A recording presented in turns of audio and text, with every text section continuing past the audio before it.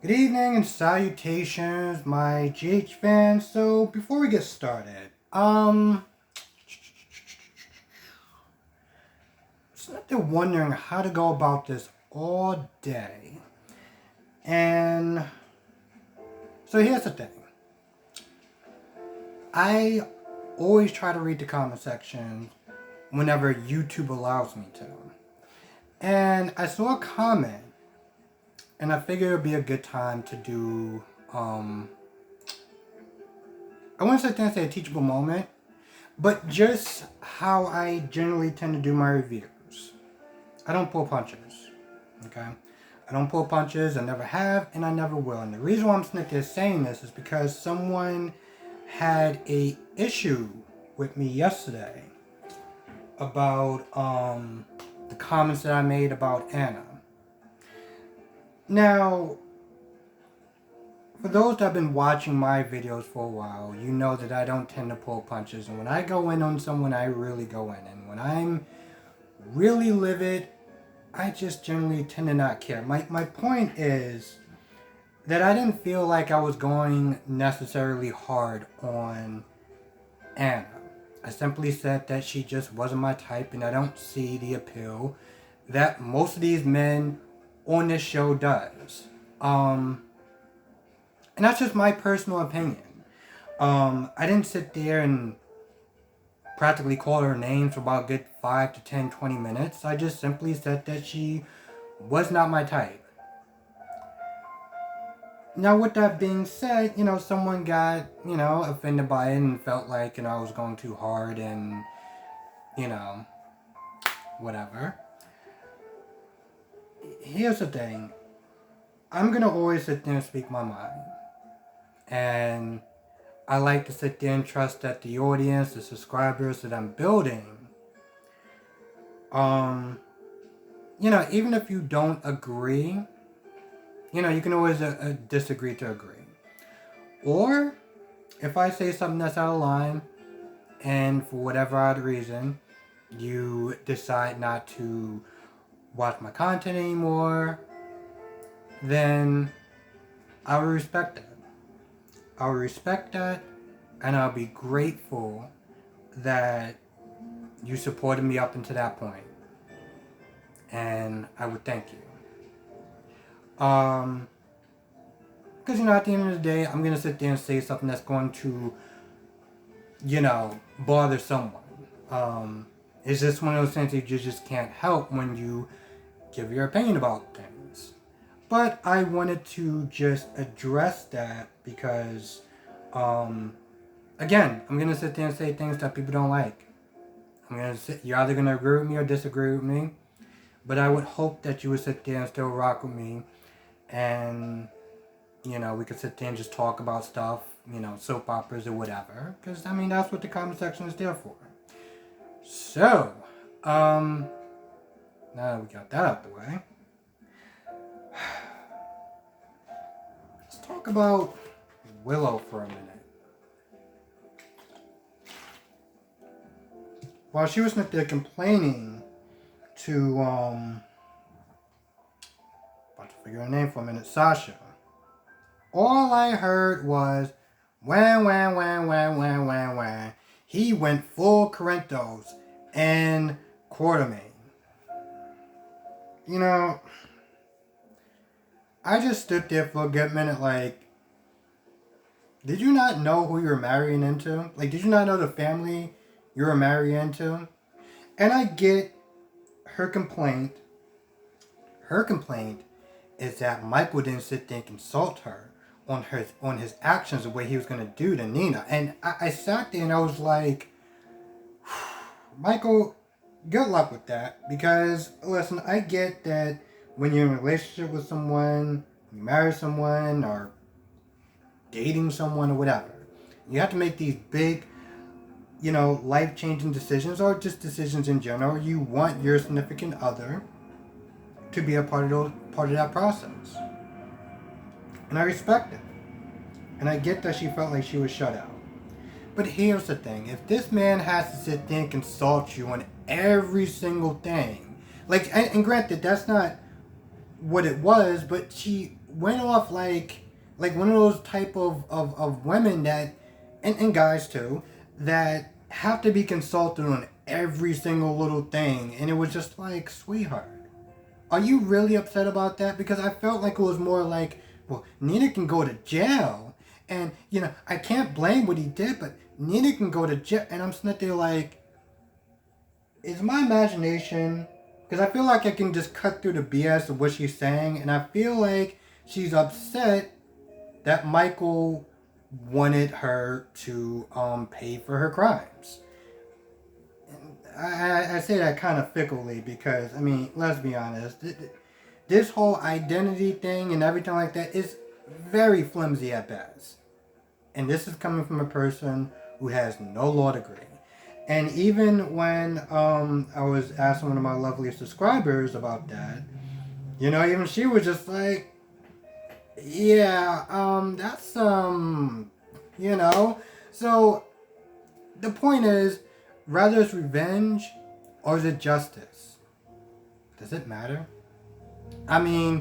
Nina has just been getting away with that load of crap since the day that she knew that Nell was her daughter. Okay?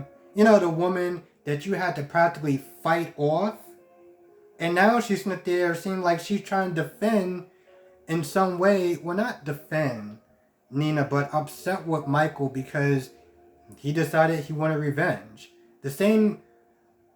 I almost don't even want to call her a woman, but the same woman that was like, I felt like I wanted to smack Nina myself. Just the whining after a while. And it was one of those things where it's like, Sasha had to be the voice of reason and make her understand that she still loves him. You're going to argue. That's what happens in a relationship. Has this girl never really been in a relationship? Does she not know how these things work? I just... Let's talk about Ned for a minute. The audacity of him to walk up in Austin's office and was like, well, I need help with trying to convince Olivia to get Leo the help that he needs. There was so much wrong with that whole intro.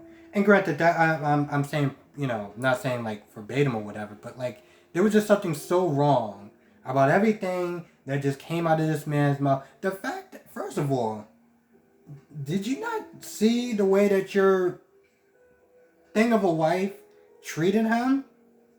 On top of that, your daughter practically is trying to screw him over on his medical license. But you have the audacity to sit there and ask him for help. And then want to sit there, and granted, I can't blame him to some extent, want to sit there and try to defend his daughter. Talking about, oh, well, she has a heart and, she loves the Quartermains and, she's trying to make up for, her mistake and blah, blah, blah, blah. When Austin was like, you know what you need? You need a damn marriage counselor. I would have said that you need a set of balls to sit there and deal with your wife also, but he said it a lot more nicer than I would have said it. Point is, he pretty much was like, you know what, listen, I'm going to have more dignity than practically your whole family. So he gave Ned a doctor, a specialist, sit there and try to be like, yo, listen, have you and your wife see this person and get Leo the help that he needs.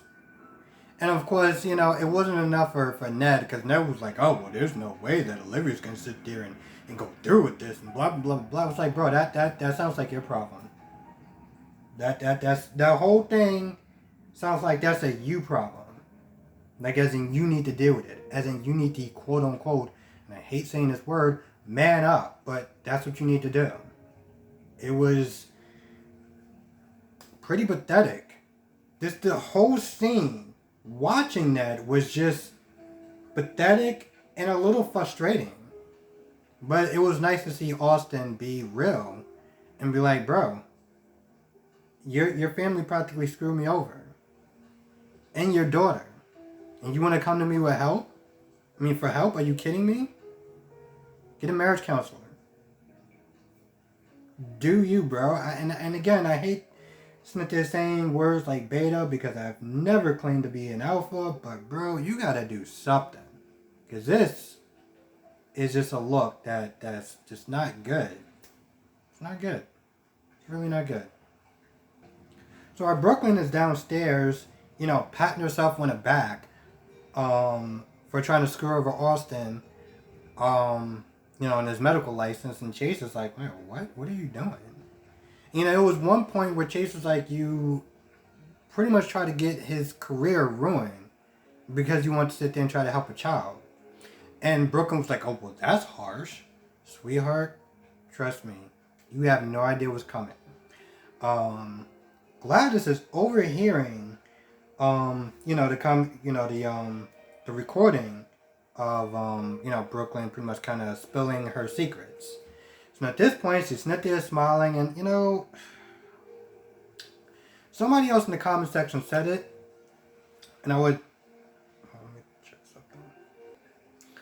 I think Sean said it, but I'm not too sure, that as much as I do not like Gladys, it's really sad when I'm sitting there smiling, because, she's about to get this revenge on Brooklyn, and I just can't wait. So she's sitting there taking, I guess, the corporate credit card or Brooklyn's credit card and just, looking at different shoes or whatever. It's like, oh, should I buy the brown ones? Should I buy the red ones? Should I buy the black ones? I'm just sitting there thinking, you know what?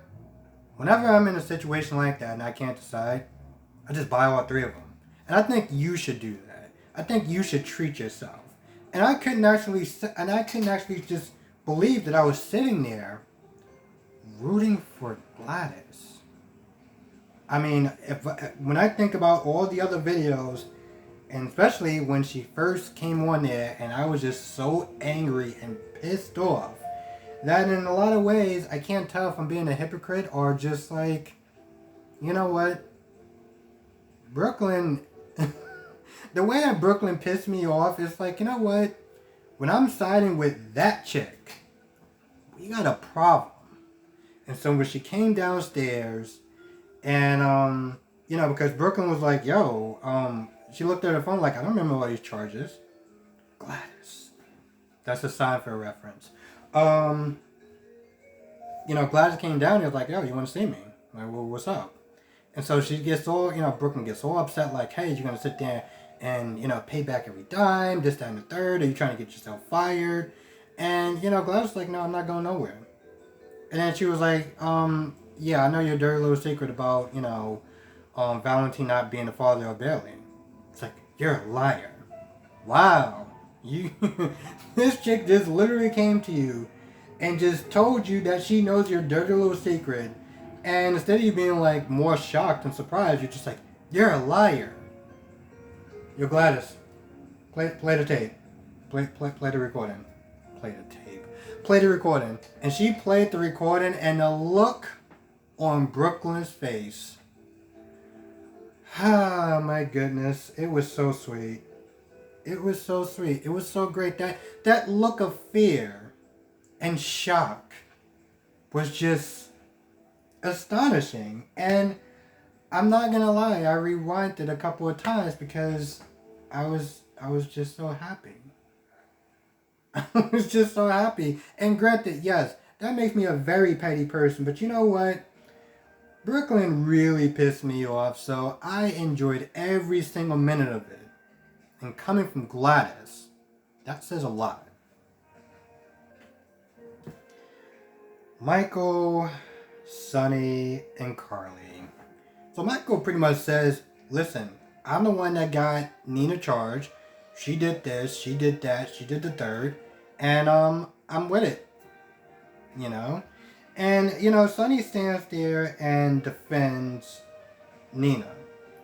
And to some extent, it's like, oh, well, she said she was sorry and, she stayed away from our family. And, everything is everything. We should just sit there and forget the past. Sonny, you're among one of my favorite characters.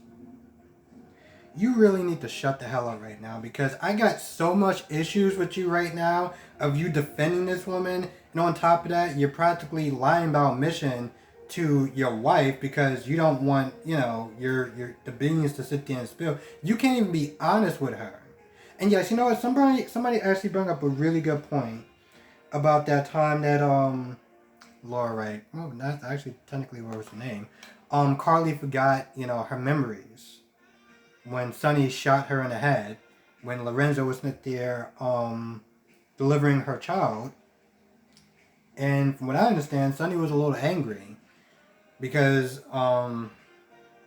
Carly only, was in love with Alcazar. He only knew Alcazar at the time, and, he was all pissy or whatever. And now the tables are turned, and you can't even sit there and be bothered enough to man up and actually tell your wife the truth, but whatever. So I got some issues with Sonny, and this is coming from a character I like.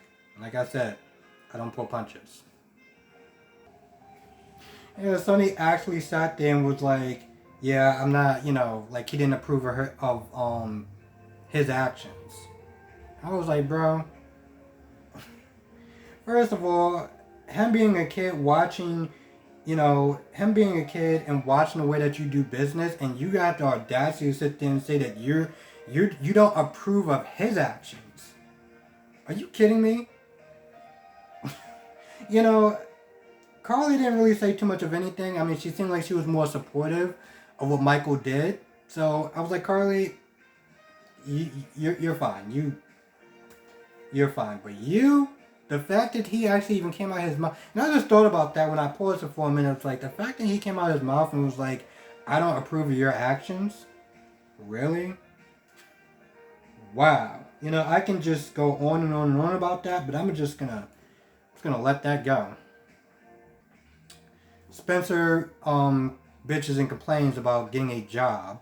Turns out every idea that Esmer has, and then sits there and sulks like the spoiled, rich little prick that he is. And then, long story short, Cam comes over and, talks about a job opening or whatever. And, Spencer's like, oh, that's a hard pass. And, he was not there bitching and whatever. It's like, oh, well, it doesn't taste as good when I have to sit and know how much it costs. I was like, it's like moments like that where it just makes it really difficult to sympathize with him at all. And so, long story short, he walks back up to Spencer and he was like, oh, well, I was really thinking about it and I'm really considering, working here or whatever. And I was like, at that point, I almost wanted Cam to sit there and say, kick rocks. We got somebody else. We good. But, Spencer was like, well, do I have to sit there and grovel and, beg or whatever? And so he did. And I was like, you know what? I enjoyed watching you begged and groveled. I really did. And I replayed it at least about 4 times. So, long story short, Cam gets him a job. And, let's see how long it takes before he screws it up. Oh, and the last scene is Finn, Liz, Violet, and at one point, I didn't even know who the other kid was until they said his name, eventually, or they said something about cooking, and I was like, okay. So Liz gives him a housewarming gift. They joke about the supermarket and stuff like that, and, no room service, which I don't really understand why he doesn't just live at the Metro Court. I don't really get that, but okay, sure, whatever.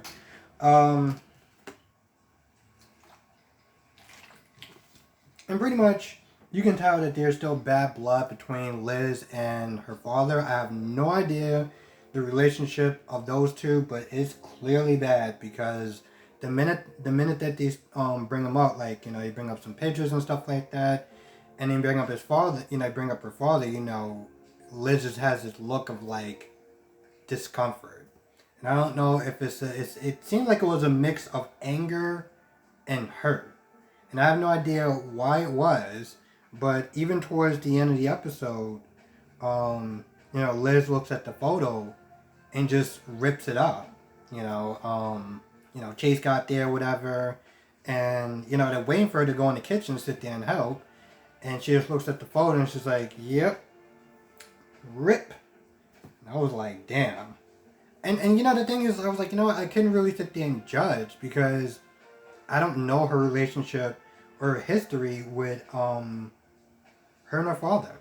So hopefully they'll bring in her dad or bring in a character that plays her dad, and we can kind of get more of a backstory.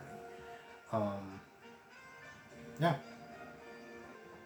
So I think that's about it, more or less. And with that being said, I just want to thank everyone for watching.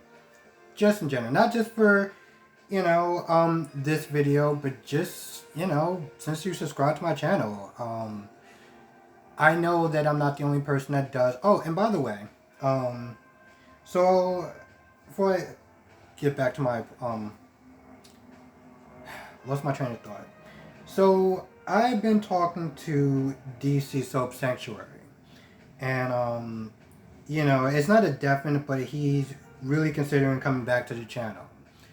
And I really want him to come back to not back to the platform on YouTube. And I think it's a really good idea.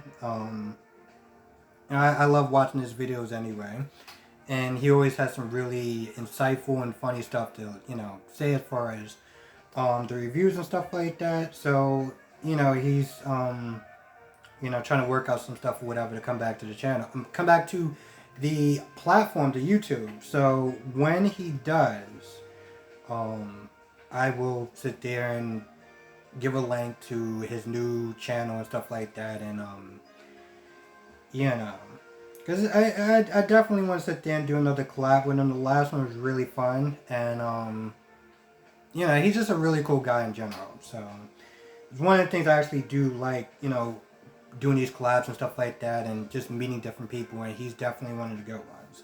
So, when he does, I will sit there and leave the link of his new channel in the description.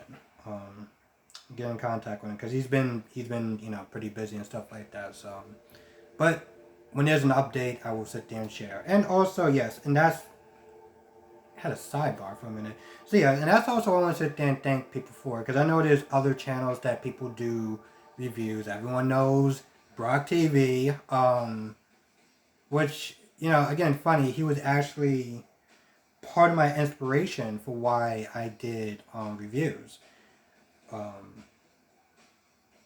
Watching him do the reviews and stuff like that, and talking about something that he loves watching, and I've been watching it for years, so I was like, yo, watching and seeing how he did his reviews or whatever was just inspiring in a lot of ways. And also, if you go back to watch my first review, which you really probably shouldn't do, I did it because I was just really angry, and then it, history at that point. But yeah, my point is, kind of go over the place. The point is, I want to thank everyone for watching, because I know that people can sit there and watch Brock TV. There's, I can't remember her name because she keeps changing it. There's her, Chelsea something, and of course, you had my guy, DC Soap Sanctuary, which she'll be back. So, my point is, there's a lot of people that do reviews. And I really do, I cannot sit there and thank everyone enough for just watching my videos and just commenting on them. And, even when, I say something that not just rubs people the wrong way, but I say something that's either totally left field or you completely disagree with, you still watch. And I can't put it into words. And I'm not going to sit, I don't want to sit there and get all teary-eyed and everything like that, but I can't put it into words just how grateful I am in general for people watching, and especially when it just doesn't always come out on time and it comes out uber late. So my whole thing is that I want to thank people for watching, because I am where I am today because of the people that watch, because of the people that support, the people that comment, the people that give me information, and just the people that, even if you don't comment it and you watch, or you subscribe because, or you didn't watch this episode and you watched an episode down the line or whatever, as far as my reviews. Thank you. So yeah, and before I go, because now I'm just kind of rambling at this point, because why not? I'm gonna recommend a soap opera, and this is one that I've been watching for a little bit, and oh my goodness, this show is just, it's bold and beautiful. And I know here's the thing. I get that watching a new soap opera could be very challenging because you don't know the players, you don't know the characters' names, and the feel and the characters and everything like that. It is like a parallel dimension. I get it, trust me, because when I watched one Y&R, I was like, I don't know any of these characters. What is going on, and why should I keep watching this for? So I completely get it. But this show,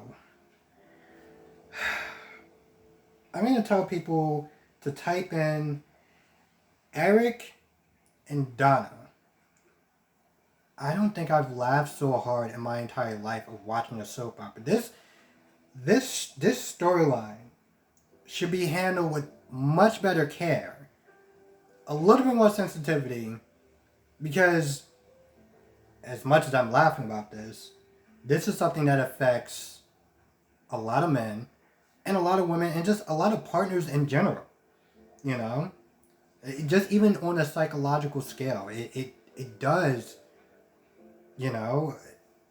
Mentally it does mess you up. Okay. And with that being said, they are handling this subject in the most comedic fashion I've ever seen in my life.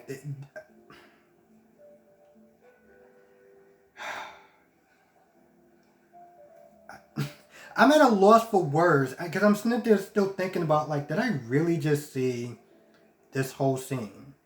And if you know what I'm talking about, please write it down in the comment section. And if you don't know what I'm talking about, I implore you, I don't even use that word often, I implore you to watch the scene with Eric and Donna, because this scene should not be as funny as it is. And I think it's probably the most funniest scene I've seen in a soap opera in my entire life. This show is so off the wall, but it's so great because it's just really great. And it also is actually a good soap opera. So if you don't watch any other soap opera that I'm sitting there suggesting, like Days or whatever, because that is a different animal. It's good, but it's a different animal. And to be honest, I would totally understand if people skip that episode of these episodes, because it's dealing with a subject that men are supposed to be all macho and tough and stuff like that, which I totally don't believe. But as much as I like to sit there and say nothing scares me, this subject matter creeps the hell out of me. So I wouldn't sit there and suggest Days. Y&R is it's an entirely different animal. Bold and Beautiful. That is a show that I really feel like people should watch. For one reason or another. Anyway, this has went 9 minutes way over the time limit or time that I want to go over. So since I cannot edit this with my new tablet, you don't have to watch the whole thing, but if you want to watch Bold and Beautiful, I strongly urge you to. I know it's difficult watching a new soap opera, trust me, but once you get into it, man, it's something interesting.